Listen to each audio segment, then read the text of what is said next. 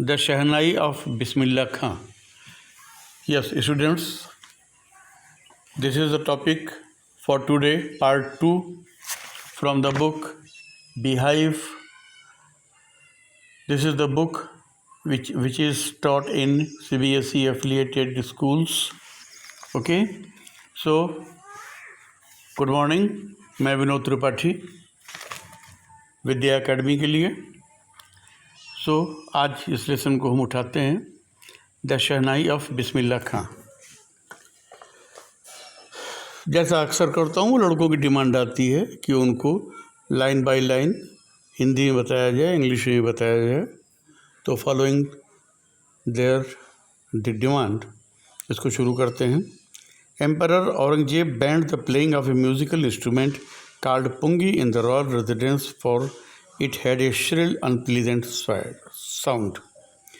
शहनशाह औरंगज़ेब, एम्परर ये मुग़ल कालीन शब्द है जो कि पूरे हिंदुस्तान का जो सबसे सुप्रीम, सबसे बड़ा बादशाह होता था उसे शहनशाह कहते थे। शाहों का जो शाह हो उसे शहनशाह, किंग ऑफ किंग्स कह लीजिए। तो एम्परर औरंगज़ेब ने बैन कर दिया, यानी कि प्रतिबंध लगा दिया पुंगी नाम के म्यूज़िकल इंस्ट्रूमेंट को बजाने के लिए इन द रॉयल रेजिडेंस, शाही महल में। बादशाह अकबर, शहनशाह अकबर ने अपने शाही महल में पुंगी बजाने पर रोक लगा दिया। क्योंकि it has a shrill unpleasant sound, क्योंकि इसके अंदर एक बहुत ही तीखी, कर्कश और अप्रिय आवाज़ हुआ करती थी। Pungi became the generic name for reeded noise makers. पुंगी उस ज़माने में रीडेड माने ये सरपत, सरकण, नरकुल, ये सब तमाम मोनोकोटिलेडनस झाड़ियाँ होती हैं जिनके स्टेम्स में मोटे मोटे हॉलो पाइप नुमा स्ट्रक्चर्स होते थे, इनको बोलते हैं वो। तो ये कहते हैं कि ऐसे घास, बड़ी बड़ी खरपतवारों से ये रीडेड माने खरपतवार से बनाई गई ये नलीदार ट्यूबुलर स्ट्रक्चर होता था और इसको पुंगी कहते थे। और ये उस ज़माने में ये खरपतवार से बनाए जाने वाले नॉइज़ मेकर, शोर पैदा करने वाले इंस्ट्रूमेंट का नाम पुंगी होता था। Few had thought that it would one day B revived. कुछ लोगों का ये सोचना था कि किसी न किसी दिन इसके दिन भी रिवाइव माने पुनर्जीवित होना, फिर से to come back to life again is called revived. तो it was an opinion among a society that a day will come when the pungi would revive and it would again be accepted not only by the emperor but also by other elite class of people. ऐसा लोगों का सोचना था। A barber of a family of professional musicians who had access to the royal palace decided to improve the tonal quality of the pungi. अब इन्होंने कहा कि ये barber of a family of professional musicians, यानी कि जो professional musicians, जो professional संगीतकार थे, यानी कि राजा के महल में जिनका पेशा ही, जिन लोगों का पेशा था कि वो राजा के महल में, शहनशाह के महल में वाद्य यंत्रों को बजाया करते थे, उनमें से एक नाई परिवार भी था, हजाम का परिवार भी था, जिसने ये डिसाइड किया कि वो रॉयल पैलेस तक इस पुंगी को इम्प्रूव करके, सुधार करके इसको वहाँ पर पहुँचाएगा। यहाँ पे कहने का मतलब इनका ये है कि A person who was professionally from a barber family decided to improve the quality of this pungi, which was banned to be played in the royal residence of the emperor. He decided that he would revive, reconstruct, improve and modify it, and some or other day this pungi in its modified form would be accepted in the royal palace. यहाँ गौर करिएगा, ये barber नाई ने ये तय किया था। The decision was taken by नाई। ये आपको ध्यान में रहना चाहिए। क्यों, उसका अभी आगे मतलब आ जाएगा आपके पास। फिर कहते हैं he chose A pipe with a natural hollow stem that was longer and broader than pungi। अब की बार उसने क्या किया कि साहब उसने एक पाइप का चुनाव किया, ठीक है। पुंगी में क्या होता था, पुंगी में एक हॉलो पाइप ऊपर है और नीचे एक क्या कहेंगे जैसे बॉल लाइक स्ट्रक्चर होता है, पिक्चर लाइक स्ट्रक्चर, इस तरह से होता था।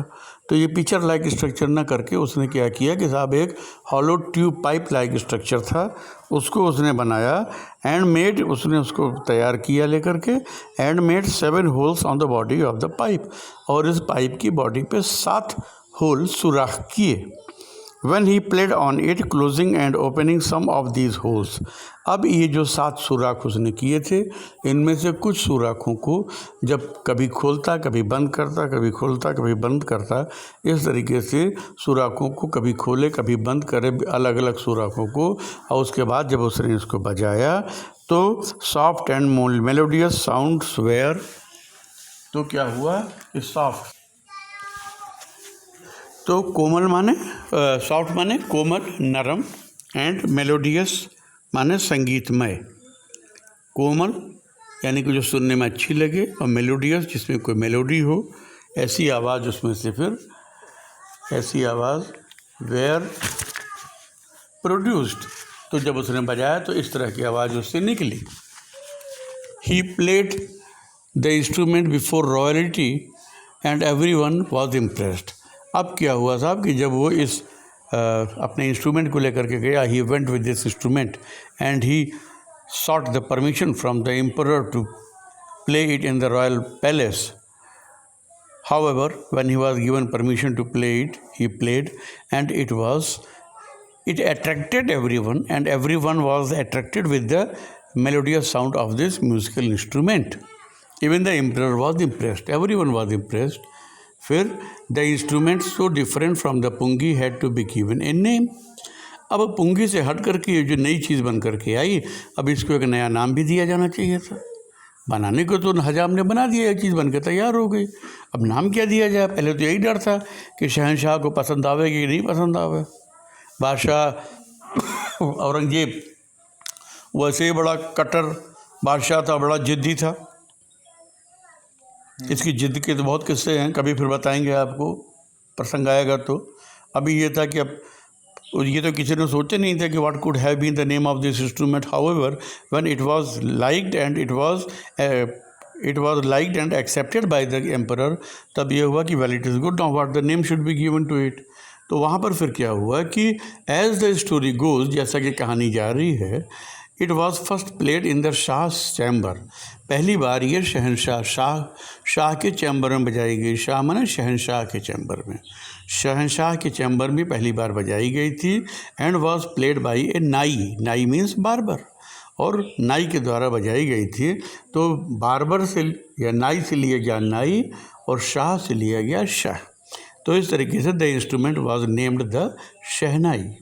तो इस तरीके से the name of this musical instrument it was given shehnai, यानी a musical instrument made by a nai and first played in the royal palace of the Mughal emperor Aurangzeb. This instrument got the name shehnai. नीचे तस्वीरें बनी, आप देख सकते हैं, वेरी मच क्लियर। पुंगी आप देख रहे हैं, ये सपेरे वगैरह जो होते हैं, स्नेक चार्मर्स, वो इसको लेकर के घूमते हैं, उनके पास आपने देखा होगा। शहनाई भी it is also very common, और ये ख़ास तौर से शादी ब्याह के मौक़ों पर ये शहनाई बजती है। Now comes the point number 2, the sound of the shehnai began to be considered auspicious. अब शहनाई की आवाज़ को ऑस्पिशियस माने कि बहुत ही अच्छा और सौभाग्यशाली माना जाने लगा। And for this reason it is still played in temples, and it is an indispensable component of any North Indian wedding। इसकी यही कारण है कि ये आज भी मंदिरों में भी बजाई जाती है, और नॉर्थ इंडिया में, उत्तर भारत में होने वाली शादियों का ये एक इंडिस्पेंसिबल कंपोनेंट है। कंपोनेंट माने पूरक, सप्लीमेंट, और इंडिस्पेंसिबल माने कि जिसको आप अवॉइड ही ना कर सकें। यानी कि इसको आप इस तरह कह सकते हैं कि और यही कारण है कि शहनाई आज भी मंदिरों में बजाई जाती है और उत्तर भारतीय शादियों में शहनाई का बजाना एक अविभाज्य अंग है। शादी में शहनाई का बजाना जो है वो इंडिस्पेंसिबल, इसके बगैर सोचा ही नहीं जा सकता कि साहब ये कौन सी शादी है, शादी भी होगी शहनाई भी नहीं बजी, इस तरह से।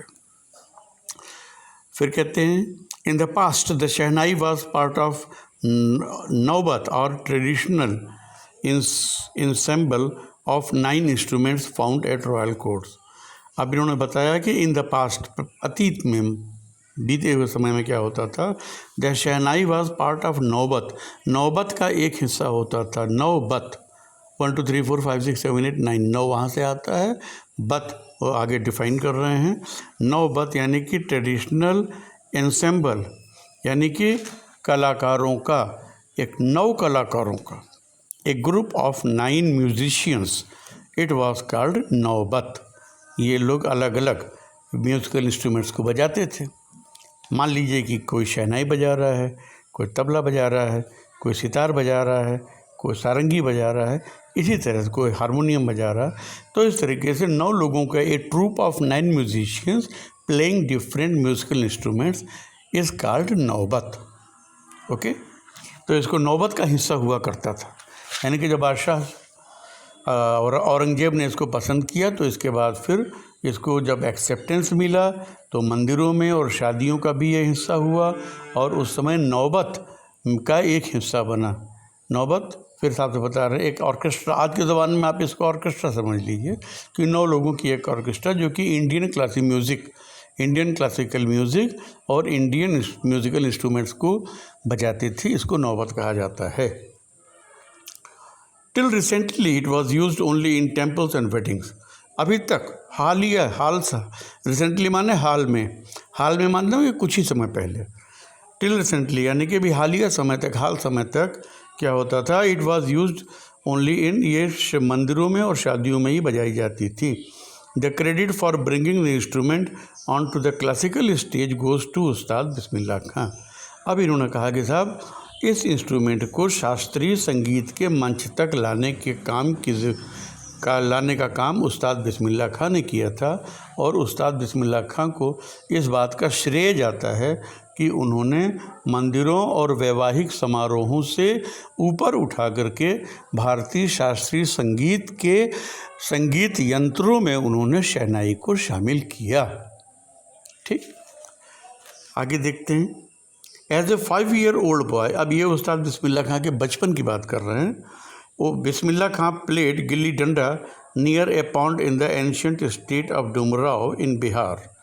जब 5 साल के वो बालक थे, बच्चे थे, तो बिस्मिल्लाह खां जो है वो गुल्ली डंडा खेला करते थे। कहाँ पर? बिहार में डुमराव स्टेट है, वहाँ पर तालाब के बगल में एक मंदिर था, वहीं पर ये गुल्ली डंडा खेला करते थे। He would regularly go to the nearby Bihari ji temple. बगल में बिहारी जी वो लॉर्ड श्री कृष्णा का पर्यायवाची नाम भी है, synonym of Lord Shri Krishna. तो बिहारी जी के मंदिर में भी वो जाया करते थे, नियमित रूप से रेगुलरली जाया करते थे, to sing the Bhojpuri chaita, at the end of which he would earn a big laddu weighing 1.25 kg, a prize given by the local maharaja. अब डुमराव स्टेट थी, तो डुमराव स्टेट के जो महाराजा थे उनके इलाके में तालाब के किनारे बिहारी जी का मंदिर पड़ता था। तो वहाँ पर क्या होता था कि उस्ताद बिस्मिल्लाह खां जब 5 साल की उम्र थी, गिल्ली डंडा खेला करते थे, तो उस ज़माने की बात बता रहे हैं कि उस्ताद बिस्मिल्लाह खां वहाँ जाया करते थे। और वहाँ जाने के बाद क्या होता था कि भोजपुरी चैत कोई गीत है वहाँ का, उसको वो गाया करते थे और इसके बाद में अंत में पूजा के अंत में गाया करते थे।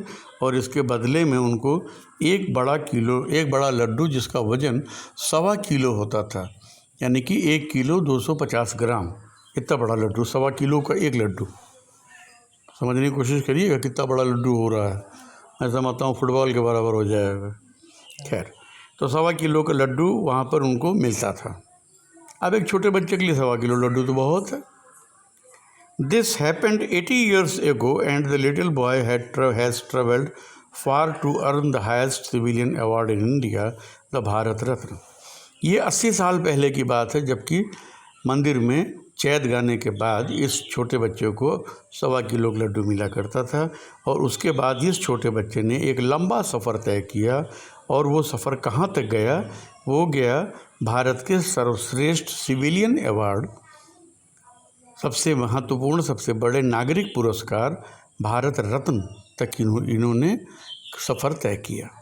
यानी कि इनकी म्यूज़िक का जो सफ़र चैत गाने को लेकर के बिहार के डुमराव में बिहारी जी के मंदिर से जो सफ़र इनका शुरू हुआ, उसके बाद उस्ताद बिस्मिल्लाह खां आगे जो जो बढ़ते गए, उनका his love and his affection and dedication for the music, it simultaneously grew, carried on, आगे चलता रहा, grew further, continued, and eventually in the last he became very much famous and he was awarded with Bharat Ratna.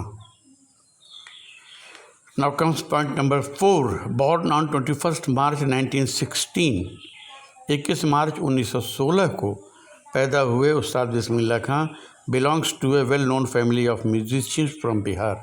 Bihar के एक बहुत ही विख्यात, well known, बहुत ही नामी गिरामी परिवार, संगीतकारों के परिवार में, संगीतज्ञों, एक नामी गिरामी संगीतज्ञ परिवार में 1916 में मार्च 21 को उस्ताद बिस्मिल्लाह खां का जन्म हुआ था। His grandfather Rasool Bakhsh Khan was the shehnai nawaz of the Bhojpur kings court. उनके दादा रसूल बख्श खां वो भोजपुर के राजा के दरबार में शहनाई नवाज़ थे, यानी कि वहाँ पर शहनाई बजाया करते थे। His father Paigambar Bakhsh and other paternal ancestors were also great shehnai players.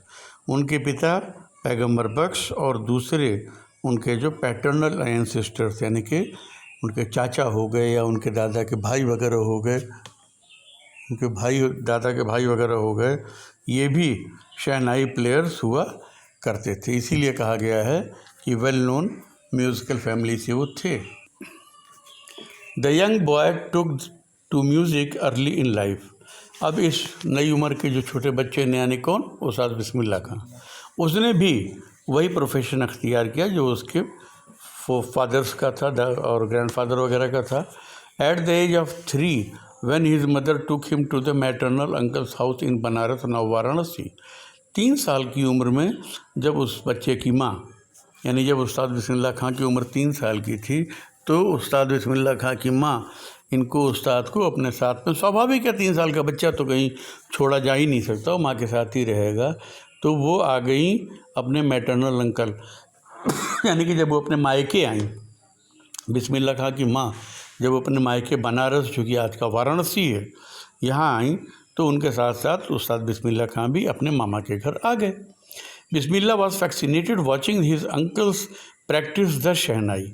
यहाँ का भी माहौल संगीत में था। अपने मैटरनल अंकल को प्रैक्टिस करते हुए देखते, रियाज करते हुए देखते, तो बिस्मिल्लाह खां भी बहुत फैक्सिनेटेड होते थे, मंत्रमुग्ध हो जाते थे, बहुत ही आकर्षित होते थे। सून बिस्मिल्लाह स्टार्टेड एक्कम्पनिंग हिज अंकल। अब बार बार मैटरनल नहीं लिख रहा है, अंकल लिख रहा है, आप समझिएगा ये मामा के लिए कहा जा रहा है, क्योंकि चाचा तो डुमराव में थे। ठीक, ओके। तो इन्होंने कहा कि जल्द ही बिस्मिल्लाह खां ने भी अपने अंकल के साथ देना शुरू कर दिया, संगीत में अपने मामा का साथ देना शुरू कर दिया। अली बख्श नाम था उनका, उनके अंकल मामा का। To the Vishnu temple of Banaras where Bakhsh was employed to play the shehnai. अब देखिए, बड़े मज़े की बात यह है कि बनारस में भगवान श्री हरि विष्णु का मंदिर था, जहाँ पर अली बख्श शहनाई बजाने की नौकरी किया करते थे, एम्प्लॉयड, उनको एम्प्लॉयमेंट पर रखा, he was employed in the temple, उनको रखा गया था। अब देखिए, irrespective of caste and creed, यहाँ एक चीज़ आपको मैं बताना चाहूँगा, वो मुस्लिम थे अली बख्श, लेकिन वो श्री विष्णु के मंदिर में शहनाई बजाया करते थे। यानी कि उस ज़माने में कम्युनल हारमोनी इतनी अच्छी थी, और बहुत दिन पहले की बात नहीं है ये, 2016 में पैदा हुए, 3 साल यानी 2020 में मान लीजिए अपने मामा के यहाँ आए, उसके बाद के दौर की ये बात है। तो मान लीजिए 1920 से लेकर 1925 के बीच का ये दौर है, जबकि महात्मा गांधी जो है वो साउथ अफ्रीका में थे, या कि वहाँ से आ गए होंगे, बराबर याद नहीं आ रहा। उस समय की बात है, करीब 100 साल पहले की, बहुत पुरानी बात भी नहीं है। तो कम्युनल हारमोनी का ये दर्जा था। ओके, तो इसके बाद फिर बताते हैं साहब कि विष्णु टेम्पल में वो एम्प्लॉयड थे। Ali Bakhsh would play the shehnai and Bismillah would sit captivated for hours on end. Ali Bakhsh जो है वो शहनाई बजाया करते थे और बिस्मिल्लाह जो हैं वो कैप्टिवेटेड होकर के, यानी कि बहुत ही मंत्रमुग्ध होकर के बड़े लंबे समय तक खामोश चुपचाप बैठे सुना करते थे। Slowly he started getting lessons in playing the instrument and would sit practising throughout the day. जल्दी ही धीरे धीरे क्या हुआ कि उन्होंने भी इंस्ट्रूमेंट बजाने का पाठ सीखना शुरू कर दिया और इसका प्रैक्टिसिंग रियाज माने अभ्यास, इसका अभ्यास दिन का दिन थ्रू आउट द डे सारा दिन इसका रियाज किया करते थे। For years to come the temple of Balaji and Mangal Maiya at the banks of Ganga became the young apprentice favourite haunts where he could practice in solitude. For years to come, आने वाले कई सालों में, द टेम्पल ऑफ बालाजी का मंदिर और मंगला मैया का मंदिर, जो कि गंगा जी के किनारे स्थित हुआ करता था, वो इस अप्रेंटिस माने शुद्ध हिंदी होती है शिशिक्षु, शी छतरी वाला छ और ऊ की मात्रा, शिशिक्षु, यानी कि one who learns, it is called learner, लेकिन उसको जब और गहराई में जाएंगे तो उसको अप्रेंटिस बोलते हैं। जो सीखने वाले होते हैं उनको अप्रेंटिस कहते हैं। तो ये जो नया हमारा सीखने वाला जो ये बच्चा था, ये क्या करता था कि बहुत जल्दी ही आने वाले सालों में क्या हुआ कि बालाजी का मंदिर और मंगला मैया का मंदिर, जो कि गंगा जी के किनारे स्थित था, वो इस यंग अप्रेंटिस का बहुत मनपसंद अड्डा, हॉन्ट माने अड्डा, ठिकाना, बहुत मनपसंद अड्डा ठिकाना हो गया, जहाँ पर वो इन सॉलिट्यूड, अकेले में, तन्हाई में, तखलिया, एकांत में बहुत तसल्ली से वो घंटों के दिन रियाज किया करते थे। The flowing waters of the Ganga inspired him to improvise and invent ragas that were earlier considered to be beyond the range of shehnai. The flowing water of the Ganga का बहता हुआ पानी उनको प्रेरणा देता था, काहे के लिए? टू इम्प्रोवाइज का माने होता है to play music using your own inspiration, यानी कि अपनी प्रेरणा से, स्वतः अंतःकरण की प्रेरणा से प्रेरित होकर के कोई काम करने को इम्प्रोवाइज कहते हैं। तो उन्होंने कहा कि गंगा जी का बहता हुआ पानी उनको प्रेरणा देता था कि वो स्वयं अपनी अंतः प्रेरणा से इन्वेंट करें, खोज करें रागों की। संगीत में, म्यूज़िक में कई राग होते हैं, तो राग की वो खोज करें जिनको कि पहले ये माना जाता था कि ये शहनाई की रेंज से, शहनाई के दायरे से बाहर है। यानी कि राग, तमाम संगीत के जो राग होते हैं, राग खमाज, राग मेघ, राग देश, राग मल्हार, राग भैरव, ऐसे तमाम ऐसे राग होते हैं जो कि ये माना जाता था कि ठीक है वो दूसरे और म्यूज़िकल इंस्ट्रूमेंट्स पे या गा करके तो उनको सब म्यूजिशियंस जो थे वो गाते थे, रियाज करते थे, बजाते थे, परफॉर्म करते थे, सारी बातें होती थी। But for a shehnai player it was almost considered to be impossible कि नहीं साहब वो तो कर ही नहीं सकता है इस काम को, शहनाई पे तो आप नहीं कर सकते। तो इसी तरीके से नए नए राग का आविष्कार करना जो कि शहनाई के लिए नामुमकिन सा माना जाता था, उस पर इन्होंने प्रयास किया और गंगा का बहता हुआ पानी, गंगा नदी का किनारा और ये मंदिर का एकांत जो था वो इनको प्रेरणा दिया करता था। Now comes point number 6। At the age of 14 Bismillah accompanied his uncle to Allahabad music conference. अब धीरे धीरे 3 साल का बिस्मिल्लाह बड़ा होके अब 14 साल का हो गया, टीनेज्ड हो गया। बिस्मिल्लाह अपने अंकल के साथ इलाहाबाद म्यूज़िक कॉन्फ्रेंस में भाग लेने के लिए गए। At the end of the recital Ustad Fayaz Khan patted the young boys back and said. तो वहाँ पर क्या हुआ साहब कि वैन उस्ताद बिस्मिल्लाह, नॉट उस्ताद बिस्मिल्लाह ही कहिए ना, when Bismillah Khan went to Allahabad, he क्या कहेंगे, he staged a program before the audience. तो 14 साल के बच्चे का वो प्रोग्राम, स्टेज प्रोग्राम देख करके उस्ताद फयाज़ खान ने इस बालक की पीठ को पैटेड माने थपथपाया एंड सेड, और कहा, work hard and you shall make it. कठिन मेहनत करो और तुम पूरा करोगे, यानी कि कठिन मेहनत करो और तुम कामयाब हो जाओगे। ये उन्होंने कह करके उसको इंस्पायर किया, शाबाशी दिया। With the opening of the All India Radio in Lucknow in 1938 came Bismillah's big break। अब ये सन 14 साल की उम्र में 16, 14, 30 यानी 1930-1931 के आसपास की बात है जब ये इलाहाबाद गए थे। उसके 7-8 साल के बाद 1938 में जब लखनऊ में ऑल इंडिया रेडियो का रेडियो स्टेशन खुला तो उससे उस्ताद बिस्मिल्लाह खां को एक बहुत बड़ा ब्रेक मिला, अवसर मिला, मौका मिला, बहुत बड़ा मौका मिला। He soon became an often heard shehnai player on radio.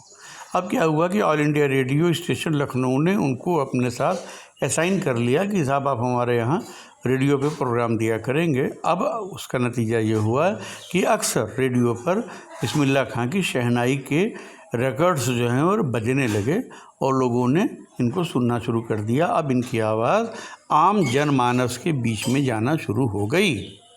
Now point number 7, when India gained independence on 15th August 1947, Bismillah Khan became the first Indian to greet the nation with his शहनाई। 15 अगस्त 1947 जिस दिन हिंदुस्तान आज़ाद हुआ अंग्रेज़ी शासन से, उस दिन बिस्मिल्लाह खां पहले भारतीय थे जिन्होंने पूरे एक नए आज़ाद हिंदुस्तान का स्वागत किया, इस्तकबाल किया अपनी शहनाई के द्वारा। He poured his heart out in Rag Kafi from the Red Fort to an audience which included Pandit Jawaharlal Nehru, who later gave his famous Trust and Destiny speech। तो साहब ये 15 अगस्त 1947 की बात है, जबकि उन्होंने ही poured his heart out into राग कैफ़ी। तो उस्ताद बिस्मिल्लाह खां साहब ने राग कैफ़ी अपनी शहनाई से बजाया। कहाँ से? लाल किले से। 15 अगस्त 1947 के दिन लाल किला, ट्राई कलर, तिरंगे झंडे का फहराना, पंडित नेहरू जो उस समय के प्राइम मिनिस्टर थे उनके द्वारा देश को दिया जाने वाला पहला भाषण। इस भाषण को टाइटल दी गई थी ट्रस्ट विद डेस्टिनी। ट्रस्ट कहते हैं पूर्व निश्चित गुप्त भेंट को, पूर्व pre decided secret meeting, a meeting which is pre decided and secretly decided, यानी कि किसी को खबर न हो ऐसी मीटिंग को कहते हैं। तो ट्रस्ट विद डेस्टिनी, तो ट्रस्ट विद डेस्टिनी, अगर कभी आपसे कोई सवाल पूछे कि what is trust with destiny, तो आपका इतना आंसर काफ़ी होगा कि trust with destiny is the name of the speech which Pandit Jawaharlal Nehru addressed the people of independent India on 15th of August 1947 from the red fort, new Delhi. इसका जवाब होगा। Point number 8, Bismillah Khan has given many memorable performance both in India and abroad. उस्ताद बिस्मिल्लाह खां ने बहुत से यादगार programme और प्रदर्शन किए हैं, हिंदुस्तान में भी और अब्रॉड विदेशों में भी किए हैं। His first trip abroad was to Afghanistan where king Zahir Shah was so taken in by the maestro that he gifted him priceless Persian carpets and other souvenirs. अब इन्होंने कहा कि साहब उनका पहला विदेशी यात्रा जो था, उनकी जो पहली विदेश यात्रा थी वो अफ़गानिस्तान की हुई थी, जहाँ पर कि बादशाह ज़हीर शाह इनके कला से, इनके हुनर से इतना मुतासिर हुआ, इतना प्रभावित हुआ कि उसने इनको गिफ्ट में प्राइसलेस पर्शियन कारपेट, मतलब बेशकीमती ईरान की कालीनें उसने इनको गिफ्ट में दिया, और दूसरे भी और तमाम सेवेनियर्स उनको दिया। सेवेनियर माने होता है क्या है कि things given in memory of a place, person और इवेंट, यानी कि ऐसे मोमेंटो जिसे हम कहते हैं, याद स्मरण रखने वाले चिन्ह उनको कहते हैं। तो उसने क्या किया कि तमाम बेशकीमती इनको कारपेट दिया, ईरानियन कारपेट, और तमाम मोमेंटोज सोवेनियर्स दिया। अब यहाँ पर बात आ गई है ईरानियन कारपेट की। तो आपको बता दें कि जो कारपेट्स होती हैं बेसिकली ये ईरान की इन्वेंशन है। ईरान में कालीन का रिवाज हुआ करता था। ईरान के व्यापारी ऊँटों पर लाद करके ईरान, अफ़गानिस्तान, पाकिस्तान तब इंडिया में ही हुआ करता था, तो इस रास्ते अफ़गानिस्तान भी किसी ज़माने में इंडिया का अंग होता था और उसी से सटा हुआ ईरान है। तो ईरान से होकर के लैंड रूट से चलते हुए ये लोग हिंदुस्तान आते थे और यहाँ पर आकर के वो जो कालीनें लाते थे उन कालीनों को बेचते भी थे और एक लंबा सालों साल का सफ़र होता था। तो उसके बाद आकर के यहाँ ठहरते थे, मुकाम करते थे, यहाँ भी बनाते थे। इस तरीके से ईरान से कारपेट आई और कारपेट बनाने का तरीका आया। फॉर योर इन्फॉर्मेशन में आई टेल यू कि नॉर्दर्न इंडिया में बनारस और इलाहाबाद के बीच का एक डिस्ट्रिक्ट है संत रविदास नगर भदोही। ये पर्शियन कारपेट जो कि ईरानियन कारपेट्स हैं उनकी जन्मस्थली मानी जाती है। इसके बाद यहाँ भदोही से फिर ये कारपेट उठ करके आगरा भी गई, पानीपत भी गई, अभी तो चाइना भी बनाने लगा, लेकिन चाइना की कारपेट चाइना वाली ही है। वो एक्चुअली जो कारपेट्स बनती हैं ये बनती हैं वहाँ की न्यूजीलैंड की भेड़ों का जो ऊन होता है वो सबसे अच्छा होता है। सबसे महंगी कारपेट जो है वो कारपेट होती है जो कि न्यूजीलैंड की भेड़ों से बनाया जाता है। बाकी तो सऊदीया से भी भेड़ों का ऊन आता है, राजस्थान में बीकानेर से भी भेड़ों का ऊन आता है, कई जगह से आता है। तो ये थोड़ा सा बुक से बाहर जा कर के आपको, चूँकि एक ऐसा मौका आ गया है कि आपकी नॉलेज में इजाफा करने के लिए भी बताना मुनासिब होगा, तो आपको बता रहे हैं कि ईरान से ये कल्चर फैला कारपेट के, यहाँ पे इंडिया में आया और आज भी है। ठीक, चाइना ने तो हल्की फुल्की कारपेट बनाना शुरू किया जो कि सिंथेटिक फाइबर से बनाता है। ये मिडिल क्लास फैमिली के लिए है जो कि महंगी कारपेट्स को अफोर्ड नहीं कर सकते। ओके, फिर आगे बताते हैं साहब कि तो उसने बहुत इन्हें ढेर सारे गिफ्ट किए। The king of Afghanistan was not the only one to be fascinated with Bismillah's music. Bismillah Khan के संगीत से प्रभावित होने वाला, मुतासिर होने वाला अकेला केवल अफ़गानिस्तान का ही बादशाह नहीं था। Film director Vijay Bhatt was so impressed after hearing Bismillah play at A festival that he named a film after the instrument called गूंज उठी शहनाई। फिल्म निर्देशक विजय भट्ट, उन्होंने उस्ताद बिस्मिल्लाह खां का जब किसी फेस्टिवल में ये शहनाई वादन सुना तो वो भी इतने इम्प्रेस्ड हुए कि उन्होंने एक फ़िल्म बनाई और उस फिल्म को इनके शहनाई के नाम पर उन्होंने उस फिल्म का नाम रखा और फिल्म का नाम दिया उन्होंने गूंज उठी शहनाई। ये फिल्म का नाम था। ये फिल्म गूंज उठी शहनाई बहुत पहले आई थी। मुझे अपने बचपन में याद आता है कि इसका गाना जो है बहुत मशहूर हो चुका था। तो उसमें the film was a hit, ये बहुत हिट फिल्म थी and one of Bismillah Khan composition. और इसमें एक गाना जो कि था कि दिल का खिलौना है टूट गया, कोई लुटेरा आके लूट गया, ये गाना था। आज भी ये बजाया जाता है, शहनाई पर भी बजता है। पुराने गाने जब बजते हैं उनमें भी टीवी पे या रेडियो पे गाना आता है। अपने ज़माने का ये ब्लॉकबस्टर सॉन्ग हुआ करता था, दिल का खिलौना है टूट गया। इसकी म्यूज़िक, इसकी लय वो उस्ताद बिस्मिल्लाह खान ने अपने शहनाई पर तैयार किया था। Tuned to be a nationwide chart buster, वो पूरे देश में तहलका मचा देने वाला गाना ये साबित हुआ। Despite this huge success in the celluloid world. Celluloid word जो आता है, सेलुलॉयड का मतलब ये है कि हिंदी फीचर फिल्म को सेलुलॉयड फिल्म्स बोलते थे, क्योंकि वो जो फिल्म बनती है, जो रील बनती है, जिनके ऊपर ये तस्वीरें आती हैं जिसको दिखाते हैं प्रोजेक्टर की मदद से, वो सेलुलॉयड कहलाता है। तो सेलुलॉयड यानी कि फिल्म जगत आप कह लीजिए। यहाँ इनका मतलब ये है कि फिल्म जगत में बेइंतहा सफल होने के बावजूद Bismillah Khan's ventures in film music were limited to 2। Film industry में उस बिस्मिल्लाह खां का जो सहयोग था वो केवल 2 फिल्मों तक ही सीमित रहा।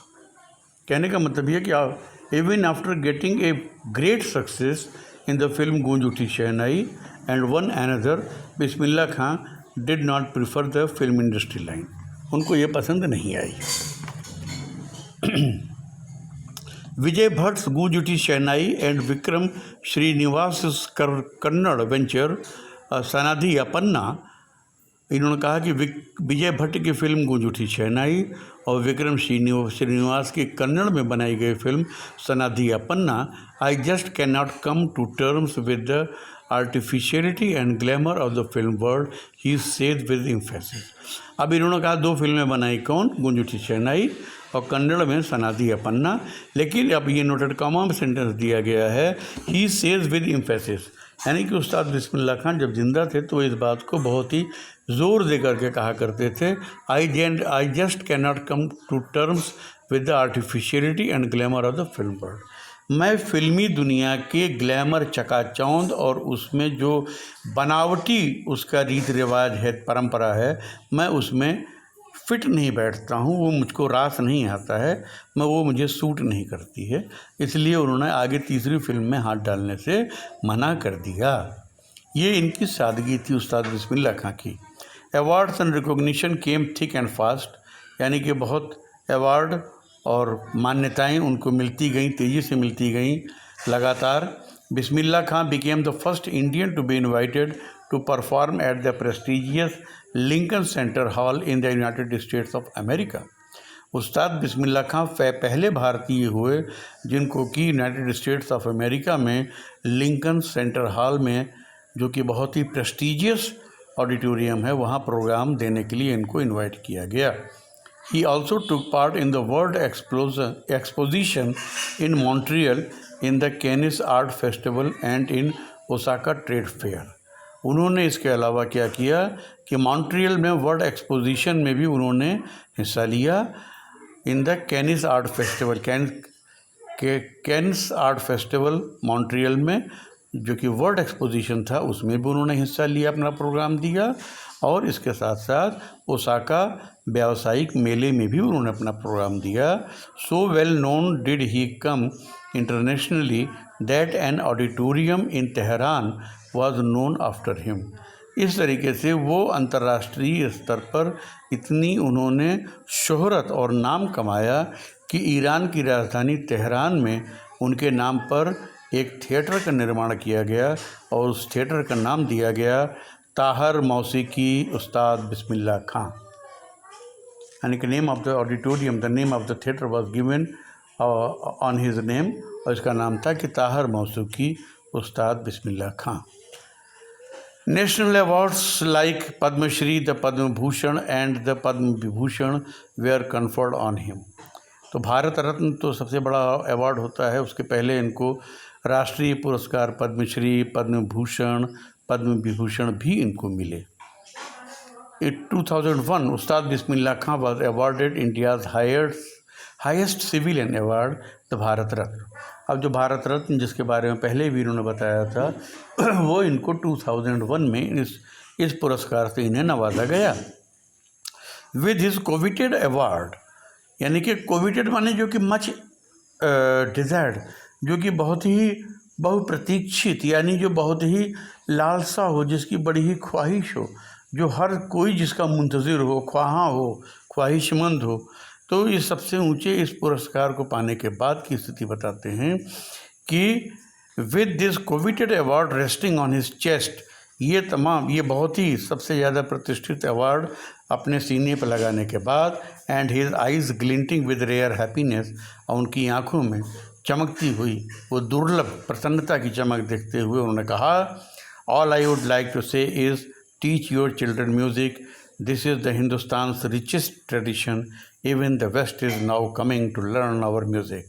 उन्होंने ये पुरस्कार पाने के बाद उन्होंने भारत रत्न पुरस्कार लिया, इनके सीने पर यह मेडल सजा हुआ था, और उसके बाद एक परंपरा होती है कि जिसको इनाम दिया जाता है उसे कहा जाता है कि साहब 2 शब्द आप बोलिए ऑडियंस के लिए, पब्लिक के लिए। तो उन्होंने कहा कि और मैं जो कुछ भी कहना चाहूँगा वो यही है कि अपने बच्चों को संगीत पढ़ाइए, ये हिंदुस्तान की सबसे रिचेस्ट, सबसे क्या कहेंगे, सबसे ज़्यादा अमीर, सबसे ज़्यादा संपन्न परंपरा है। यहाँ तक कि पश्चिम भी पूरब की तरफ आकर्षित हो रहा है संगीत सीखने के लिए। इन spite of having travelled all over the world, सारी दुनिया लगभग सफ़र कर लेने के बावजूद, खान साहब as he is fondly called, जैसा कि लोग उनको शौक़ से, अदब से, मोहब्बत से, अपनत्व से खान साहब कहा करते थे, तो खान साहब के नाम से जाने जाते थे, is exceedingly fond of Banaras. वो बहुत ही ज़्यादा बनारस और डुमराव के फॉन्ड थे, शौकीन थे। And they remain for him the most wonderful towns of the world. और ये बनारस और बिहार का डुमराव, ये उनकी नज़र में फ़िलहाल दुनिया के सबसे बेहतरीन शहरों में से था, जिसको कि वो सबसे ज़्यादा पसंद किया करते थे। A student of his once wanted him to head a shehnai school in the USA। किसी ज़माने में उनका कोई शागिर्द रहा होगा जो कि उसने लड़के ने संगीत सीखा रहा होगा।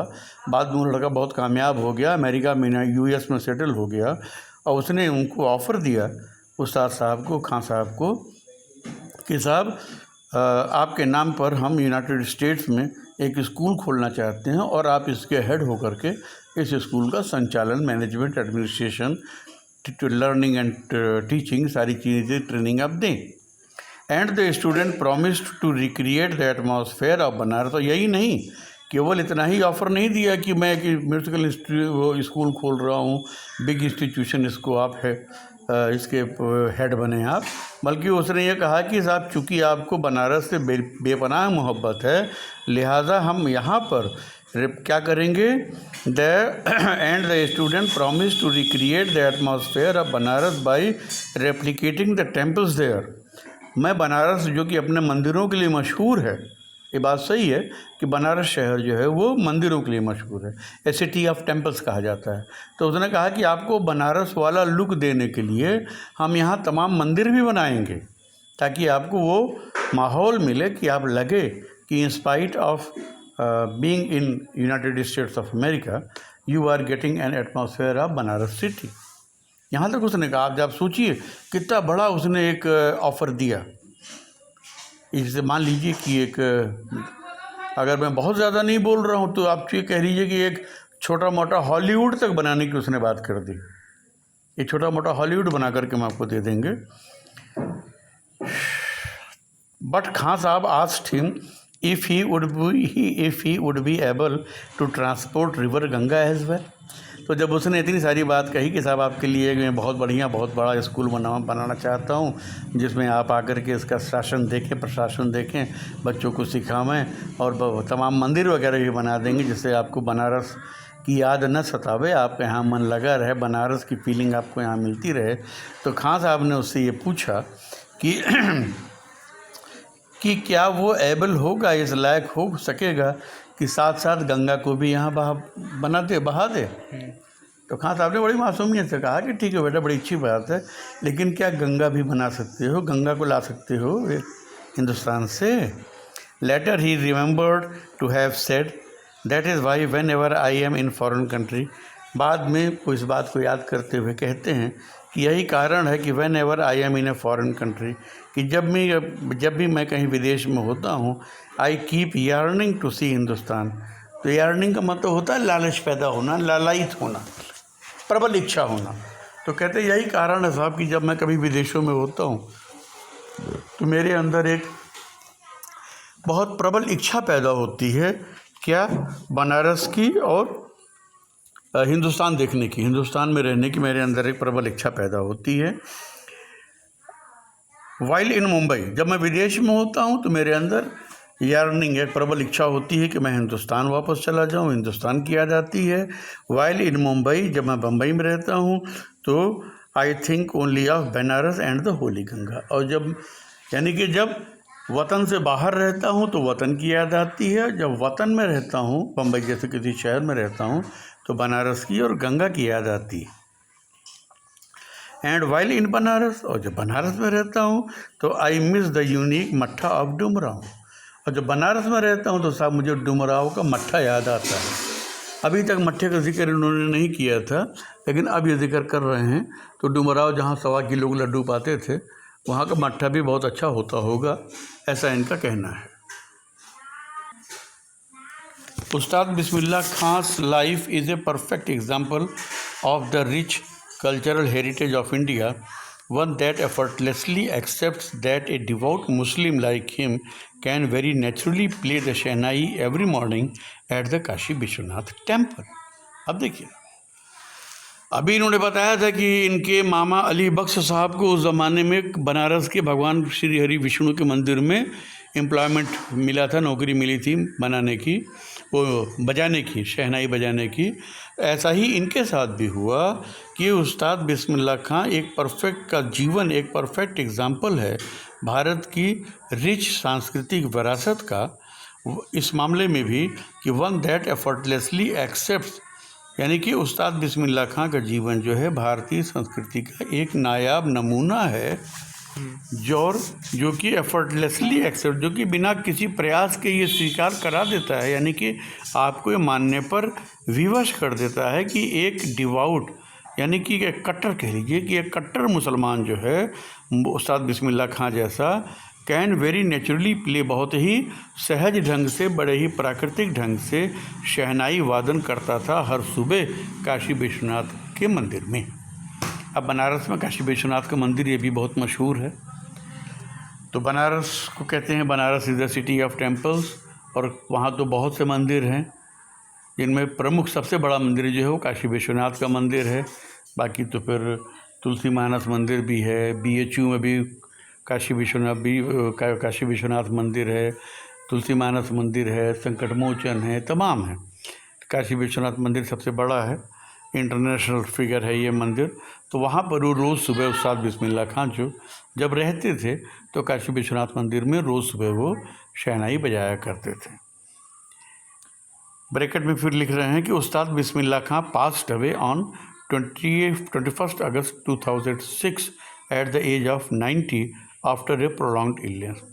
एक लंबी बीमारी के बाद उस्ताद बिस्मिल्लाह खां 21 अगस्त 2006 को इंतकाल कर गए। पास्ट अवे माने मर जाना, डेथ हो जाना, उर्दू में कहेंगे तो इंतकाल हो गया उनका। He was given A state funeral and the government of India declared 1 day of national morning. अब उनकी मौत पर क्या हुआ, राजकीय सम्मान के साथ उनको सुपुर्द खाक किया गया।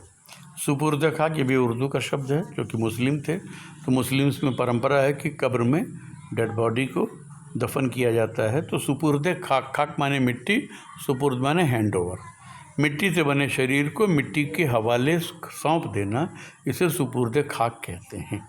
तो उनको पूरे राजकीय सम्मान के साथ उनको सुपुर्द खाक किया गया और गवर्नमेंट ऑफ इंडिया ने उनके डेथ के दिन को उन्होंने नेशनल मोर्निंग, राष्ट्रीय शोक का दिन डिक्लेयर किया। यानी कि ये जो दिन था 21 अगस्त 2006 को, ये राष्ट्रीय शोक का दिवस था।